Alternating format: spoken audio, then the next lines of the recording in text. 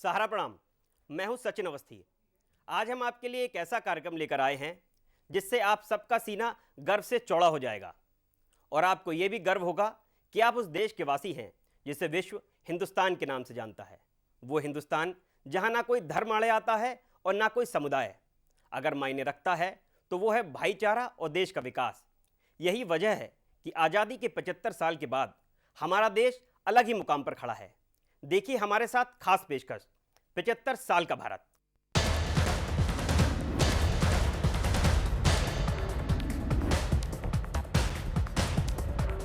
देश अपनी आजादी के 75 बसंत देख चुका है। इन 75 वर्षों में देश के सामने कई राष्ट्रीय, अंतर्राष्ट्रीय परेशानियां और चुनौती देखने को मिली, जिसका सामना करते हुए देश आगे बढ़ता रहा। इसी का नतीजा है आज हम पहली बार यूएनओ की सुरक्षा परिषद की स्थायी सदस्य नहीं होने के बावजूद भी अध्यक्षता कर रही हैं और हमारा देश अंतर्राष्ट्रीय पटल पर एक मजबूत लोकतंत्र के रूप में स्थापित हुआ है। देश आज जिस मुकाम पर खड़ा है उसमें कई अहम उपलब्धियों का योगदान है, जिसका सरोकार किसी न किसी तरह आपके जीवन और राष्ट्र के विकास में निहित है। आज के मजबूत भारत को बताने के लिए हमें इतिहास के उन स्वर्णिम उपलब्धियों में से 75 अहम उपलब्धियों का जिक्र करना जरूरी है, जिसको जानकर आपको ये यकीन हो जाएगा कि भारत कैसे एक मजबूत राष्ट्र बना। पहली उपलब्धि, जब देश आजाद हुआ तब कश्मीर समेत 560 से ज्यादा रियासतों का विलय हुआ। भारत मजबूत संघ बना, दुनिया का सबसे बड़ा लोकतंत्र बना, आक्रमणकारियों से बचाव हुआ। ब्रिटिश सरकार ने इंडियन इंडिपेंडेंस एक्ट 1947 के तहत 560 से ज्यादा रियासतों को आजादी दी थी। भारत के सामने सबसे बड़ी चुनौती थी इन रियासतों के विलय की। उस समय हर रियासत का अपना अलग कानून और झंडा होता था। ये देसी रियासतें स्वतंत्र शासन में यकीन रखती थीं, जो सशक्त भारत के निर्माण में सबसे बड़ी बाधा थी। तब ये काम देश के पहले गृह मंत्री सरदार वल्लभ भाई पटेल और गृह मंत्रालय के तत्कालीन सचिव वीपी मेनन को सौंपा गया। कश्मीर समेत सभी रियासतों से विलय की बातचीत शुरू हुई। पटेल ने सभी रियासतों से बात कर उन्हें भारत में शामिल होने के लिए मनाया। 15 अगस्त 1947 तक हैदराबाद, कश्मीर और जूनागढ़ को छोड़कर 560 रियासतें भारत संघ में शामिल हो गई। ये भारतीय इतिहास की एक बड़ी उपलब्धि थी। 15 अगस्त 1947 को अंग्रेजी हुकूमत की नींव उखाड़कर भारत ने स्वतंत्रता हासिल की थी। हालांकि इस आज़ादी के साथ साथ देश को बंटवारे का दंश भी झेलना पड़ा, लेकिन अब भारत को आज़ाद हुए 7 दशक से ज़्यादा बीत चुके हैं। इन बीते 7 दशकों में भारत ने विकास के कई अहम पड़ाव पार किए हैं। इनमें सबसे अहम उपलब्धि है आधी आबादी को मताधिकार हासिल करना। दूसरी उपलब्धि, वोट का अधिकार। अमेरिका की महिलाओं को मतदान का अधिकार देने में 144 साल और ब्रिटेन को 1 सदी का समय लगा, लेकिन भारत ने आजादी के तुरंत बाद देश के सभी नागरिकों को मतदान का अधिकार देकर शुरुआत से ही एक मजबूत लोकतांत्रिक देश बनने का परिचय दिया। भारत ने 15 अगस्त 1947 यानी कि आजादी के पहले ही दिन से प्रत्येक वयस्क को मतदान का अधिकार दिया। आजादी के समय मतदान की उम्र 21 साल थी। बाद में 20 दिसंबर 1988 को मतदान की उम्र 21 से घटाकर 18 साल करने के लिए संसद में कानून को मंजूरी दी गई। स्वतंत्रता के बाद भारत में मतदाता संख्या 17 करोड़ 30 लाख थी।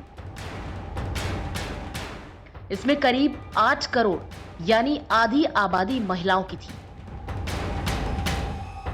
हालांकि महिलाओं के लिए वोट का अधिकार हासिल करना आसान नहीं था और इसके लिए उन्हें कठिन लड़ाई लड़नी पड़ी। तीसरी उपलब्धि, हॉकी में स्वर्ण पदक। 1948 में आजाद भारत ने पहली बार ओलंपिक में हिस्सा लिया और स्वर्ण पदक जीता।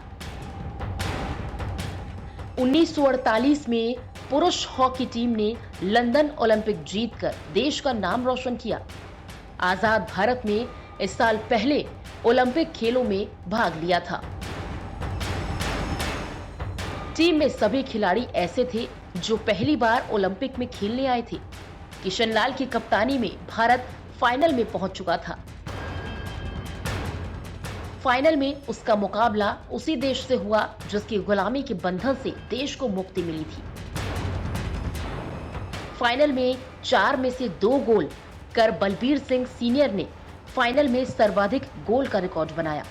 इसके साथ ही वे हॉकी का सितारा बन के उभरे, जो बाद में दुनिया के 16 ओलंपियनों में एक चुने गए। 75 साल में भारत की एक और स्वर्णिम उपलब्धि है जिस पर हम सब गर्व कर सकते हैं। वो है लोकतांत्रिक ढांचे का मजबूत होना। 1950 में भारत का संविधान लागू होने के बाद भारत के निर्वाचन आयोग के नेतृत्व में सर्वप्रथम 1951-52 में आम चुनाव हुए, जो आज तक अनवरत जारी हैं। ये भारत के मजबूत लोकतंत्र का परिचायक होने के साथ साथ भारत के निर्वाचन आयोग के निष्पक्ष और पारदर्शी कार्यप्रणाली का उत्कृष्ट उदाहरण है। चौथी उपलब्धि, पूर्ण गणराज्य बना भारत। 26 जनवरी 1950 को संविधान के लागू होने और पूर्ण गणराज्य बनने से भारत के हर नागरिक को अपनी सरकार चुनकर अपना शासन चलाने का अधिकार हासिल हुआ। भारत ने अपने संविधान को एक पूर्ण गणराज्य के रूप में अपनाया। 2 साल से अधिक समय में तैयार हुआ संविधान 26 जनवरी 1950 को लागू हुआ। देश के पहले राष्ट्रपति डॉक्टर राजेंद्र प्रसाद ने 26 जनवरी 1950 को 21 तोपों की सलामी के साथ ध्वजारोहण कर भारत को पूर्ण गणतंत्र घोषित किया था। भारतीय राष्ट्रीय कांग्रेस के लाहौर सत्र में गणतंत्र राष्ट्र की कल्पना की शुरुआत 31 दिसंबर 1929 को हुई। पंडित जवाहरलाल नेहरू सत्र की अध्यक्षता कर रहे थे। भारतीय नेताओं और ब्रिटिश कैबिनेट मिशन के बीच हुई बातचीत के बाद भारतीय संविधान सभा की पहली बैठक 9 दिसंबर 1946 को हुई। डॉक्टर भीमराव अंबेडकर को 19 अगस्त 1947 को संविधान सभा ने कॉन्स्टिट्यूशन ड्राफ्टिंग कमेटी का अध्यक्ष बनाया।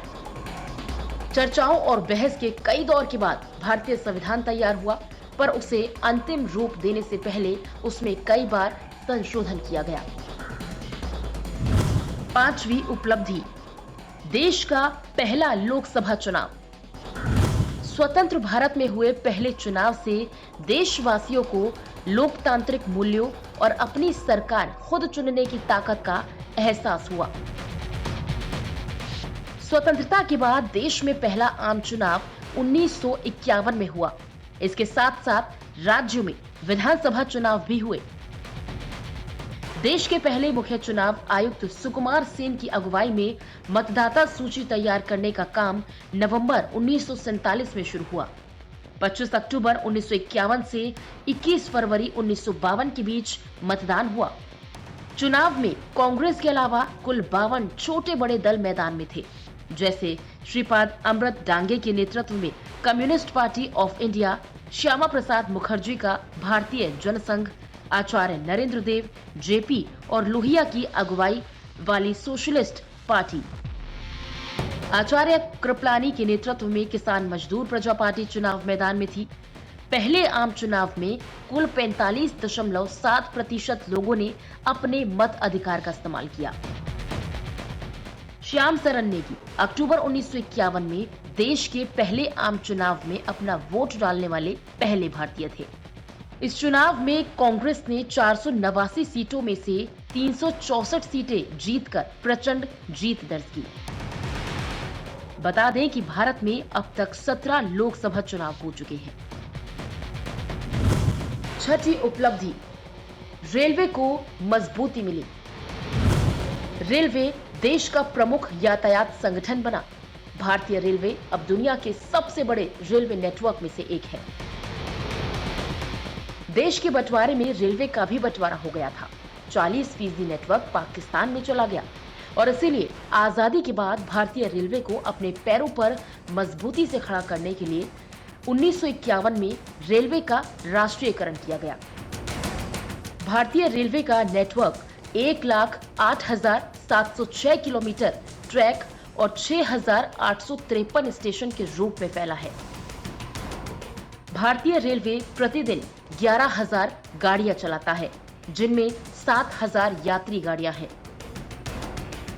यह प्रतिदिन 2 करोड़ 30 लाख से अधिक यात्रियों को एक स्थान से दूसरे स्थान तक ले जाती है। 7वीं उपलब्धि, भारत को पहले एशियाई खेलों की मेजबानी। भारत ने पहली बार नई दिल्ली में एशियाई खेलों की मेजबानी की। पहला एशियाई खेल 4 से 11 मार्च 1951 तक चला। एशियन गेम्स फेडरेशन 1949 में दिल्ली में स्थापित हुई और इसके बाद ऐलान किया गया कि दिल्ली पहले एशियन गेम्स की मेजबानी करेगा। पहले इसका आयोजन 1950 में होना था, लेकिन तैयारियों की कमी के चलते इन खेलों का आयोजन 1951 में हुआ। इन खेलों में अलग अलग देशों के 491 खिलाड़ियों ने हिस्सा लिया था। राष्ट्रीय स्टेडियम में लगभग 40,000 दर्शक इस खेल के गवाह बने। जापान पहले, भारत दूसरे और ईरान तीसरे स्थान पर रहा। भारत को 15 स्वर्ण, 16 रजत और 20 कांसे के साथ कुल 51 पदक मिले थे। भारत ने पर्यटन, संचार और सूचना प्रौद्योगिकी, रक्षा, ऊर्जा, पर्यावरण के साथ साथ उद्योग, परिवहन, जल संसाधन व ग्रामीण विकास जैसे क्षेत्रों में उल्लेखनीय प्रगति की है। मेट्रो और एयरपोर्ट का बढ़ता दायरा, राष्ट्रीय राजमार्ग, एक्सप्रेसवे का बढ़ता जाल विकास की गाथा के सचेतक हैं।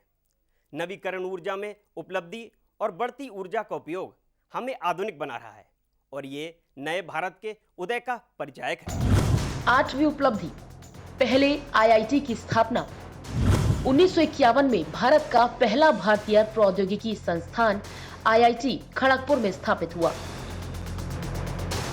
पंडित जवाहरलाल नेहरू के नेतृत्व में गठित हुई पहली सरकार ने इस जरूरत को समझा कि देश को आर्थिक और सामाजिक रूप से समृद्ध करने के लिए देश में शिक्षा के ढांचे पर विशेष ध्यान दिए जाने की जरूरत है। नेहरू देश के विकास में योगदान देने के लिए ऐसे युवाओं को तैयार करना चाहते थे जिसमें तकनीक और प्रबंधन की क्षमता हो। इसी सोच ने देश के पहले आईआईटी की स्थापना में मदद की। आज ये संस्थान शिक्षा और शोध के क्षेत्र में भारत के उत्कृष्ट शैक्षणिक केंद्र के रूप में पहचाना जाता है, जहां गरीब छात्रों को भी बेहतर पढ़ाई का माहौल मिल रहा है। 2019 में इस संस्थान को भारत सरकार ने इंस्टीट्यूट ऑफ एमिनेंस का दर्जा दिया। 9वीं उपलब्धि, इंडियन एयरलाइंस की शुरुआत। देश विमानन क्षेत्र में आत्मनिर्भर बना और दुनिया के दूसरे देशों से आवागमन आसान हुआ। इंडियन एयरलाइंस की स्थापना हुई और एयर इंडिया को सबसे पहले जेआरडी टाटा ने 1932 में टाटा एयरलाइंस के नाम से लॉन्च किया था। 1946 में इसका नाम बदलकर एयर इंडिया कर दिया गया और 1953 में सरकार ने इसे टाटा से खरीद लिया था। इंडियन एयरलाइंस की स्थापना के लिए 15 जून 1953 को संसद में एयर कॉर्पोरेशन विधेयक पारित हुआ था। 10वीं उपलब्धि, पहला परमाणु ऊर्जा कार्यक्रम लॉन्च। 3 जनवरी 1954 परमाणु ऊर्जा को देश में शांतिपूर्ण ढंग से इस्तेमाल करने के लिए पहला परमाणु ऊर्जा कार्यक्रम लॉन्च हुआ। 15 अप्रैल 1948 को परमाणु ऊर्जा अधिनियम पारित किया गया। 10 अगस्त 1948 को परमाणु ऊर्जा आयोग की स्थापना हुई। परमाणु ऊर्जा आयोग ने 3 जनवरी 1954 को परमाणु ऊर्जा संस्थान ट्रॉम्बे की शुरुआत की। 3 अगस्त 1954 से प्राकृतिक संसाधन एवं वैज्ञानिक अनुसंधान मंत्रालय के अंतर्गत कार्यरत परमाणु ऊर्जा आयोग को परमाणु ऊर्जा विभाग के अंतर्गत लाया गया। डॉक्टर होमी भाभा इस विभाग के सचिव बने। डॉक्टर भाभा की 24 जनवरी 1966 को हवाई दुर्घटना में हुई मृत्यु के बाद तत्कालीन प्रधानमंत्री इंदिरा गांधी ने AEET का नाम भाभा परमाणु अनुसंधान केंद्र कर दिया। 11वीं उपलब्धि, परमाणु रिएक्टर अप्सरा के डिजाइन का निर्माण। 4 अगस्त 1956 को पहला परमाणु रिएक्टर अप्सरा का निर्माण किया। भारत ने एशिया के पहले परमाणु रिएक्टर अप्सरा का निर्माण किया। अप्सरा भारत के रिसर्च रिएक्टरों में सबसे पुराना है। इसे भाभा परमाणु अनुसंधान केंद्र ने डिजाइन किया था। रिएक्टर के लिए एनरिच यूरेनियम की जरूरत थी, जिसे ब्रिटेन ने दिया। ये light warming swimming pool type reactor था, जिसमें अधिकतम 1 मेगावाट थर्मल बिजली उत्पादन होता था। शोधकर्ताओं को 5 दशक से अधिक समय तक समर्पित सेवा देने के बाद इस रिएक्टर को 2009 में बंद कर दिया गया था। वर्तमान में 7 परमाणु ऊर्जा संयंत्रों में 21 परमाणु रिएक्टर ऑपरेशन में हैं। 12वीं उपलब्धि, हॉकी टीम ने जीता गोल्ड। भारतीय हॉकी टीम ने 1956 में हुए मेलबर्न के ओलंपिक्स में स्वर्ण पदक जीता। भारतीय हॉकी टीम की अगुवाई कैप्टन बलबीर सिंह सीनियर कर रहे थे। आजादी के करीब 9 साल बाद ये ओलंपिक हो रहा था। महामुकाबला भारत और पाकिस्तान के बीच था। दोनों टीमें जी जान से खेल रही थी। खेल के 38वें मिनट में भारत को पेनल्टी कॉर्नर मिला, जिसे रणधीर सिंह जेंटल ने गोल पोस्ट में डालकर भारत को 1-0 से विजेता बना दिया। इस तरह भारत ने अपना 6वां ओलंपिक स्वर्ण पदक जीता। 13वीं उपलब्धि, मदर इंडिया ऑस्कर के लिए नामित। 1958 में भारतीय सिनेमा का इतिहास स्वर्णिम अक्षरों में दर्ज हुआ। इस फिल्म ने महिला सशक्तिकरण की राह दिखाई। महबूब खान द्वारा निर्देशित मदर इंडिया सर्वश्रेष्ठ विदेशी भाषा में ऑस्कर के लिए नामांकित होने वाली पहली भारतीय फिल्म थी। मदर इंडिया विदेशी फिल्म की श्रेणी में सर्वश्रेष्ठ 5 फिल्मों में जगह बनाने में कामयाब रही। 1957 में रिलीज हुई फिल्म में नरगिस, सुनील दत्त, राजेंद्र कुमार और राजकुमार ने अभिनय किया था। हालांकि महज 1 वोट के अंतर से ये ऑस्कर पाने से चूक गई। फिल्म रिलीज होते ही सुपरहिट हो गई। इसे 1 राष्ट्रीय पुरस्कार और 5 फिल्म फेयर अवार्ड भी मिले। तत्कालीन राष्ट्रपति राजेंद्र प्रसाद ने प्रधानमंत्री जवाहरलाल नेहरू समेत कई सम्मानित नेताओं के लिए राष्ट्रपति भवन में इसका एक विशेष शो कराया। इसके बाद ऑस्कर पुरस्कारों के लिए मदर इंडिया को नामांकन भेजा गया। 14वीं उपलब्धि, अंतर्राष्ट्रीय मंच पर पहुंची सत्यजीत रे की फिल्म। 1959 में सत्यजीत रे को मानद ऑस्कर अवार्ड से नवाजा गया। सत्यजीत रे की फिल्म अपूर्व संसार ने भारतीय सिनेमा को अंतर्राष्ट्रीय मंच पर पहुंचा दिया। इस फिल्म के लिए उन्होंने 3 अंतर्राष्ट्रीय पुरस्कार जीते। इससे पहले उनकी फिल्म पाथेर पांचाली भी कई अंतर्राष्ट्रीय पुरस्कार हासिल कर चुकी थी। अपूर्व संसार सत्यजीत रे की ओर से विश्व सिनेमा को दिया गया सबसे बड़ा योगदान माना जाता है। उनकी इस ख्याति ने उन्हें सम्मानों का हकदार बनाया। कृषि में उपलब्धि की बात करें तो जब भारत स्वतंत्र हुआ यानी 1947 में, तो भारत का खाद्यान्न उत्पादन 50 मिलियन टन था, जो 2020-21 में बढ़कर 303 मिलियन टन हो गया।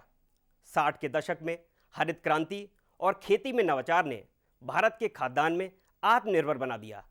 जनसंख्या की वृद्धि के बावजूद कृषि क्षेत्र में उपलब्धि एक अहम पड़ाव है। 15वीं उपलब्धि, हरित क्रांति। 1965 से 1966 में हरित क्रांति को औपचारिक तौर पर अपनाया गया। स्वतंत्रता के बाद भारत खाद्यान्न आयात करता था। देश 1960 के दशक के मध्य तक अंतर्राष्ट्रीय खाद्य सहायता पर निर्भर था। इस समय देश में अकाल जैसी स्थिति भी थी। भारतीय कृषि अनुसंधान संस्थान के गेहूं कार्यक्रम से जुड़े तत्कालीन सदस्य MS स्वामीनाथन ने 1966 में मैक्सिको के बीजों को पंजाब की घरेलू किस्मों के साथ मिलाकर उच्च उत्पादक वाले गेहूं के बीज विकसित किए। इससे पहली बार देश में गेहूं की बम्पर फसल हुई। इस तरह औपचारिक तौर पर भारत में हरित क्रांति को अपनाया गया। तब देश के खाद्यान्न उत्पादन में वृद्धि होने लगी। 1968 में किसानों ने रिकॉर्ड 170 लाख टन गेहूं का उत्पादन किया, जबकि इससे पहले सबसे ज्यादा 120 लाख टन उत्पादन 1964 में हुआ था। देश खाद्यान्न उत्पादन के मामले में आत्मनिर्भर बना और यहां तक कि विभिन्न खाद्यान्नों का निर्माण भी करने लगा। इससे कृषि क्षेत्र में जरूरी सुधार प्रक्रिया भी शुरू हो गई। पिछले दशकों में देश के नाम उपलब्धियों की झड़ी लग गई है। ऐसे में इन उपलब्धियों की गाथा एक दिन में समेटना मुमकिन नहीं। इस कार्यक्रम में आगे की उपलब्धियों को हम दिखाएंगे अगले एपिसोड में। तब तक के लिए हमें दीजिए इजाजत और चलते रहिए समय के साथ। सहारा प्रणाम।